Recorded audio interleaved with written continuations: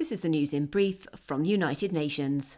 UN weather experts said on Thursday that they're actively looking into a possible record temperature for continental Europe of 48.8 degrees Celsius, 119.8 degrees Fahrenheit in the town of Siracusa in Sicily. The World Meteorological Organization said it could not yet confirm or deny the temperature reading, which was taken on Wednesday by an agricultural forecasting service on the island and not the official Italian weather service. Only days ago, the Intergovernmental Panel on Climate Change issued a report highlighting the indisputable impact of human activity on extreme weather events.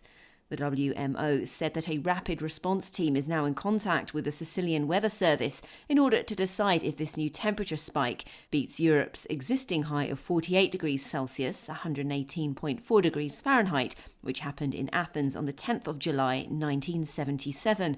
The development comes amid fresh heatwave alerts and concerns over wildfires in Algeria, where the National Weather Service forecast temperatures of at least 44 degrees Celsius or 111.2 degrees Fahrenheit, with highs of perhaps 47 degrees Celsius or 116.6 degrees Fahrenheit.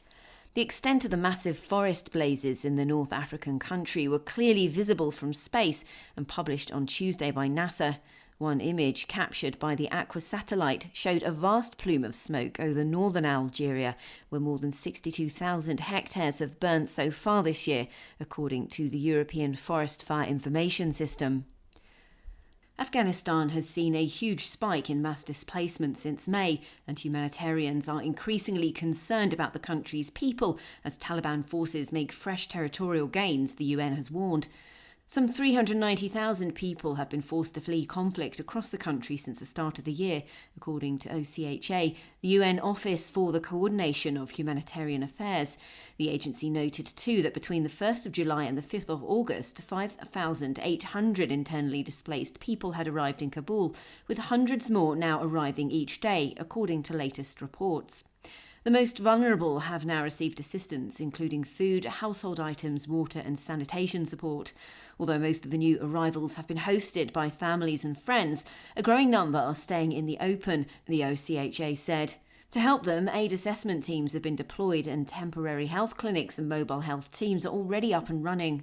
Despite the worsening security situation, humanitarian agencies continue to deliver assistance to those in need, reaching 7.8 million people in the first 6 months of the year.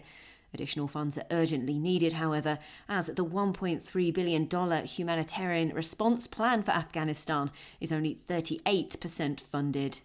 3 new candidate drugs are being tested in the latest phase of global trials to find effective treatments against COVID-19, the World Health Organization's announced.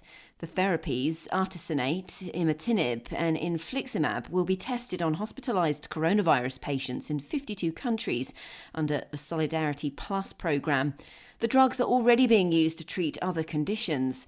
There have been more than 203 million confirmed cases of COVID-19, according to the WHO, which noted that the world hit the 200 million mark last week, just 6 months after infections passed 100 million. Speaking in Geneva, agency chief Tedros Adhanom Ghebreyesus underscored the critical need to find more effective and accessible COVID-19 therapeutics. He said that although oxygen, dexamethasone and IL-6 blockers were effective in treating patients, we need more for patients at all ends of the clinical spectrum, from mild to severe disease. Tedros insisted that health workers needed to be trained to use these therapeutics too. The 3 drugs were selected by an independent panel for their potential in reducing the risk of death in people hospitalised for COVID-19. Katie Dartford, UN News.